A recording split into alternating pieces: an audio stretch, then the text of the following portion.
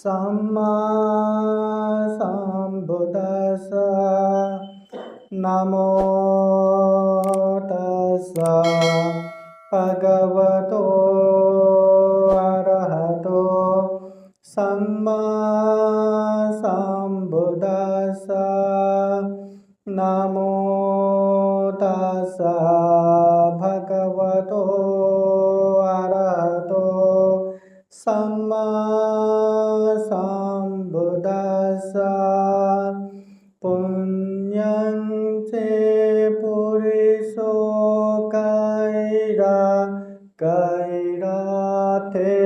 तं पुनः पुनः तं मे छन्दं कैराथ सुखो पुण्यसौचयो।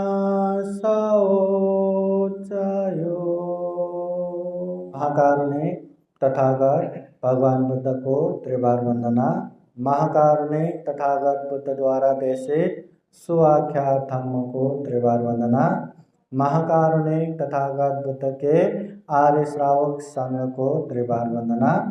परम पूजनीय बोधिसत्व डॉक्टर बाबा साहब अम्बेडकर आज के जो विशेष कार्यक्रम संघ रत्न बुद्ध विहार में जो प्रमुख रूप से धम्महल में स्थापित बुद्ध मूर्ति का ये जो वर्धापन दिन, तो इस उपलक्ष्य में यहाँ पूजनीय भिक्षु संघ को आमंत्रण करके विविध धार्मिक कार्यक्रम संपन्न हो रहा है और श्रद्धा संपन्न बुद्धि संपन्न उपासक उपासिकाएं।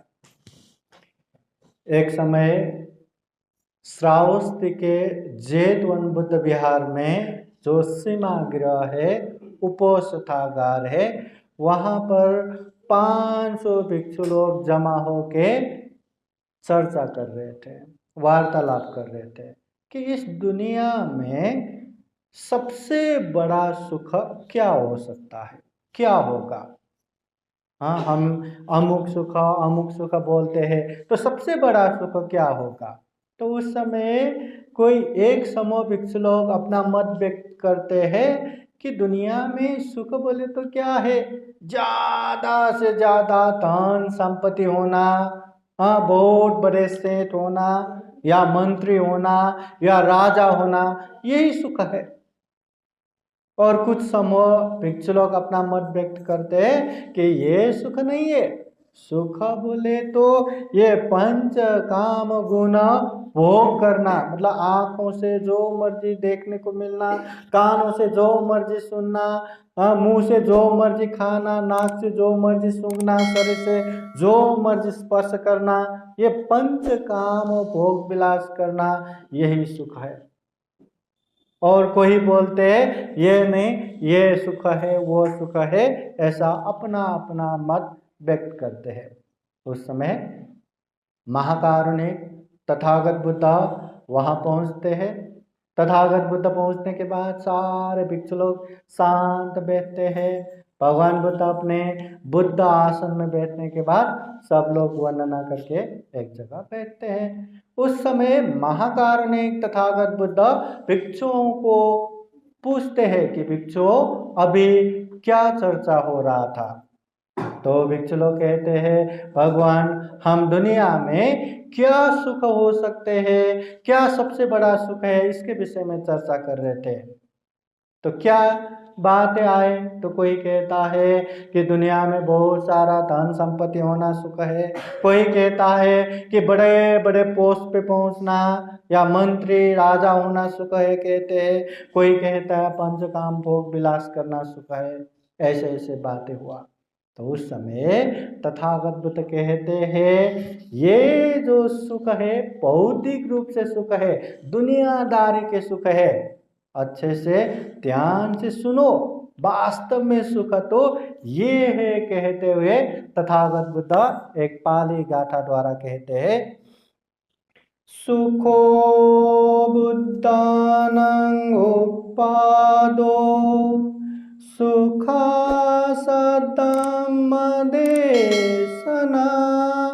सुखा संगस्य सामग्री समगानं तपो सुखो सुखो बुद्धानं उपादो। दुनिया में बुद्ध का उत्पन्न होना सुख है। हाँ, पहले धम्मदेशना एक पंथे ने दिया ना कि एक पंथे क्या कर सकता है, तो एक पंथे अगर इतना कर सकता है तो एक बुद्ध दुनिया में उत्पन्न होने के बाद क्या हो सकता है। वहां लाखों करोड़ों अरबों सत्व प्राणी लोग मार्ग फल में प्रतिष्ठित होता है। श्रोतापति, सकितागामी, अनागामी, अरहत मार्ग फल में प्रतिष्ठित होता है, दुख मुक्त होता है, दुनिया में शांति का डंका बजता है। इसलिए जहां बुद्ध उत्पन्न होता है वो सबसे बड़ा सुख है। वैसे ही सुखा सधम्म देशना, ये जो सही धम्म हम सुन रहे हैं ना, ये धम्म देशना सुन रहे हैं ना, ये भी सुखकर है। अगर धम्म देशना ही नहीं सुनेंगे तो धम्म के विषय में हमें क्या मालूम होगा। अगर धम्म हमें पता नहीं तो हम क्या कर रहे ये भी पता नहीं, क्या नहीं कर रहे ये भी पता नहीं, क्या करना चाहिए ये भी मालूम नहीं, क्या नहीं करना चाहिए ये भी मालूम नहीं, फिर पशु और हम में क्या अंतर रह जाएगा। तथागत बुद्ध कहते हैं ये खाना पीना, जीने के लिए संघर्ष करना, संतान उत्पादन करना और मरना, ये तो इंसानी नहीं सारा सत्व प्राणी में रहता है। चाहे छोटे से छोटे कीट पतंग से लेके बड़े से बड़े हाथी तक सब में रहता है। तो हम में विशेष क्या है जिस वजह से हम सर्वश्रेष्ठ प्राणी हुआ।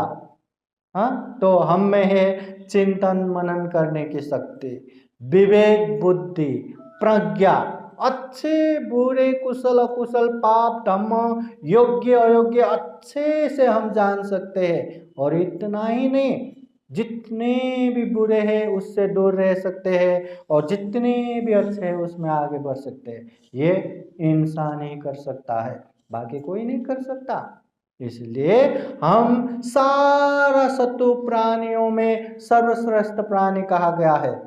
इसलिए ऐसे अच्छे से, अभी ये अच्छे बुरे के पहचान सब में होता है क्या? नहीं ना। जिसको सही धम्म सुनने का मौका मिलेगा, सही मार्ग निर्देशन मिलेगा, जो अच्छे धम्म में परिपक्व होगा उसमें अच्छे बुरे का पहचान भी होगा, बुरे से अलग रहना, अच्छे में आगे बढ़ना ये भी रहेगा। इसलिए दुनिया में सद्धर्म सुनना भी सुखकर है। फिर तथागत बुद्ध कहते हैं सुखा संघर्ष सामग्री, संघ का एकजुट होना सुखकर है। समगानं तपो सुखो, ये संघ एकजुट होके तप करना, अभ्यास करना, धम्म आचरण करना ये भी सुखकर है। तो दुनिया में ये सुख है। अभी हमें सुख चाहिए कि नहीं? हाँ, हमारा सुख पाइजे कि नहीं? सभी को सुख चाहिए। दुनिया में जितने लोग हैं, जो भी करते हैं, जैसा भी करते हैं, उन लोगों का एक ही उद्देश्य रहता है सुख प्राप्त करना। कोई भिक्षु बने हैं सुख प्राप्त करना, भिक्षु नहीं बने हैं सुख प्राप्त करना, उपासक उपासिकाएं जो भी करते हैं, चाहे विहार आते हैं, धम्म अनुसरण करते हैं या कोई उद्योग धंधा करते हैं, पैसा कमाते हैं, सबका प्रमुख उद्देश्य सुख प्राप्त करना ही है। हाँ, तो तथागत बुद्ध कहते हैं सुख प्राप्त कैसे होता है? सुख तो सभी को चाहिए। हाँ, मैंने ढेर सारा पैसा कमाए, अब मेरे पास लाखों बैंक बैलेंस है, चलो बाजार में जाके थोड़ा सा सुख खरीद के लाते हैं। मिलता है क्या? कहीं डिपार्टमेंट स्टोर में या कहीं भी दुकानों में सुख बिकता है क्या? नहीं। इसलिए केवल धन संपत्ति मात्र होने से सुख नहीं मिलता। तो तथागत बुद्ध कहते हैं सुख कैसे मिलता है? बुद्ध एक गाथा द्वारा कहते हैं पुण्यं से पुरुषो कैरा कैराथे तं पुनः पुनः तम्मि छन्दं कैरात सुखो पुण्य सौचयो सुखो पुण्यस्य उच्चयो, उच्चतः के उच्च प्रकार के सुख मिलता है। तो उसके लिए क्या करना पड़ेगा? पुण्यं चे पुरुषो कैरा, इंसान को पुण्य करना चाहिए, धम्म करना चाहिए। धम्म बोले तो अच्छे कर्म, अच्छे कर्म बोले तो ये शरीर से अच्छा करना, ये वाणी से अच्छा करना, ये मन से अच्छा सोचना। कम से कम शरीर वाणी मन से गलत न करना, अकुशल न करना। कम से कम शरीर से 3 पाप नहीं करना है, वाणी से 4 पाप नहीं करना है, मन से 3 पाप नहीं करना है। अब शरीर से क्या क्या 3 पाप करते हैं? हिंसा करना, चोरी करना, काम मिथ्याचार, व्यभिचार करना, ये 3 पाप है, इससे दूर रहना चाहिए। फिर वाणी से 4 तरह का पाप करते हैं। झूठ बोलना, असत्य बोलना, चुगली करना, कड़ा अपशब्द बोलना, गाली गलौज के शब्द बोलना और निंदा चर्चा करना। ये वाणी से करने वाला 4 पाप है, इससे दूर रहना चाहिए। फिर तथागत बुद्ध कहते हैं ये मन से करने वाले 3 पाप से भी दूर रहना चाहिए।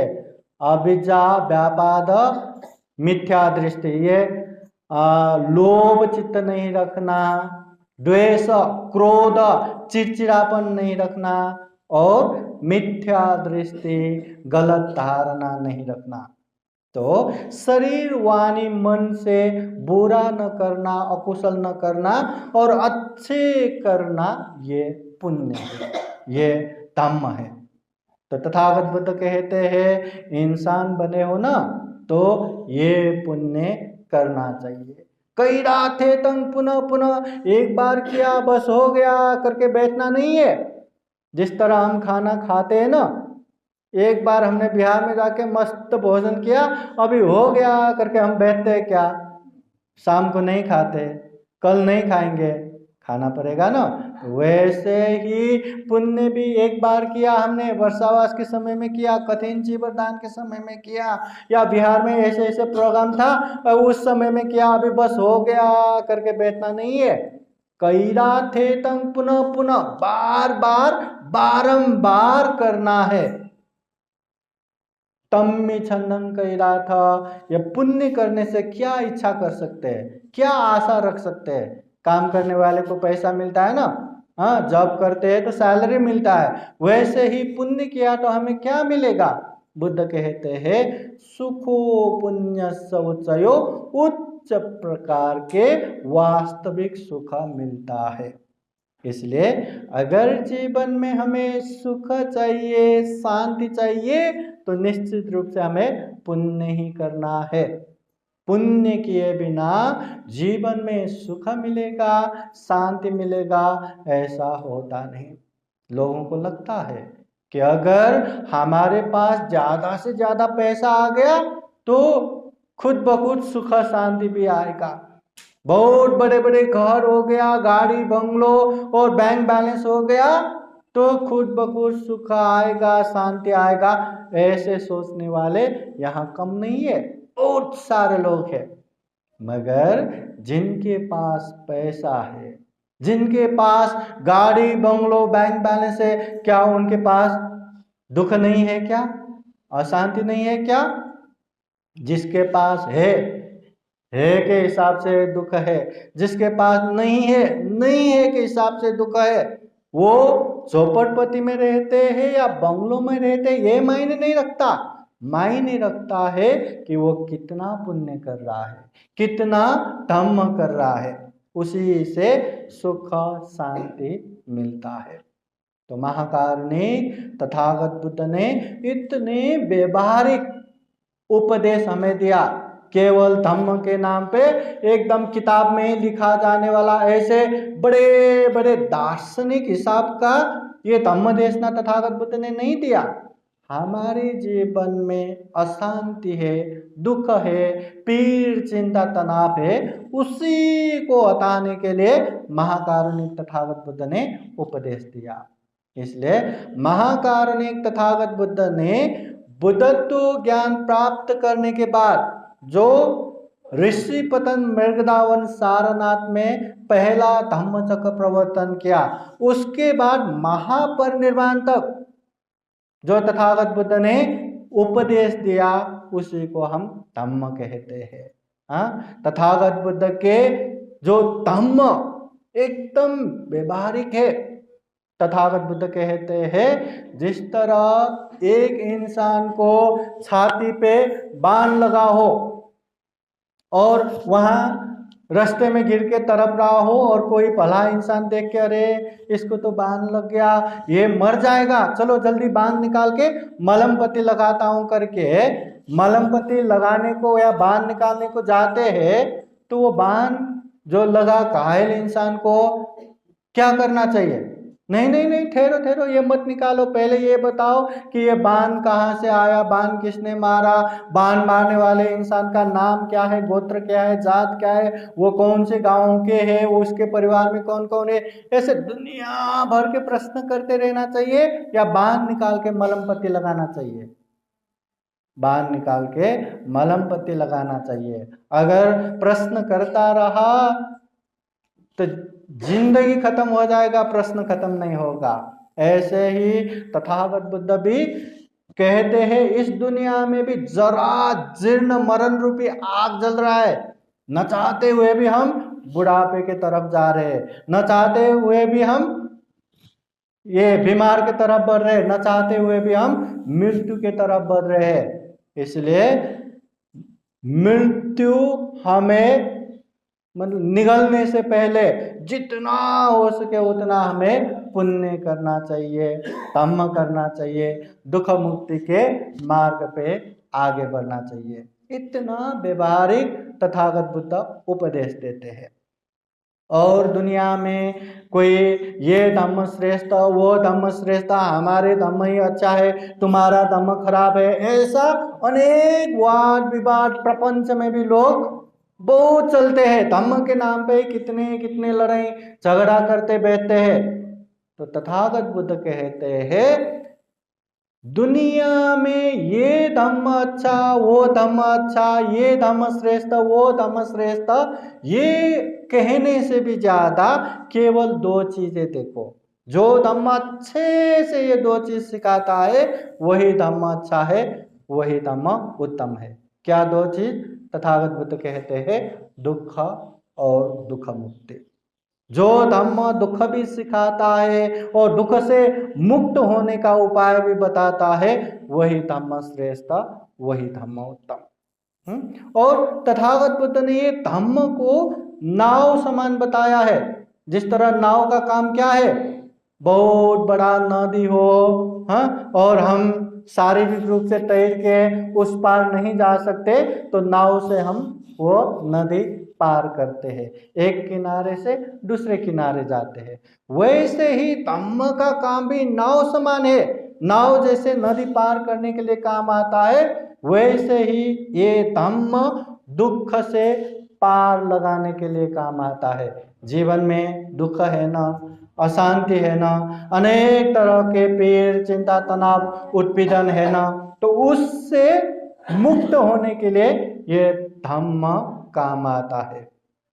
ये मार्ग है, ये रास्ता है दुख मुक्ति का। अगर हम ये धम्म को नहीं, ये हमारा धम्म, ये तुम्हारा धम्म, ये हमारे धम्म तो इतना अच्छा है, ये तुम्हारा धम्म इतना अच्छा नहीं है, ऐसे वाद विवाद में जीवन बिताते रहेंगे तो ये धम्म का क्या करेंगे, है ना।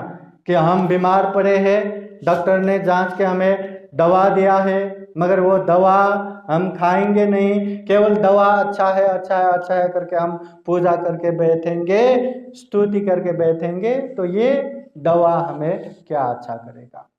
इसलिए दुनिया में सिंबल ऑफ नॉलेज जो बौद्ध जगत में बोधिसत्व कहते हैं, परम पूजनीय बाबा साहब डॉक्टर बाबा साहब अम्बेडकर ने दुनिया भर के धम्म को देखने के बाद, अध्ययन करने के बाद जो सबसे अच्छा धम्म लगा, जो सबसे आधिकारिक प्रामाणिक फिर मानवतावादी धम्म लगा, हाँ, ये वैज्ञानिक धम्म लगा, वो धम्म को बाबा साहब ने ग्रहण किया, अपने लोगों को भी दिया, अपने समाज को भी दिया।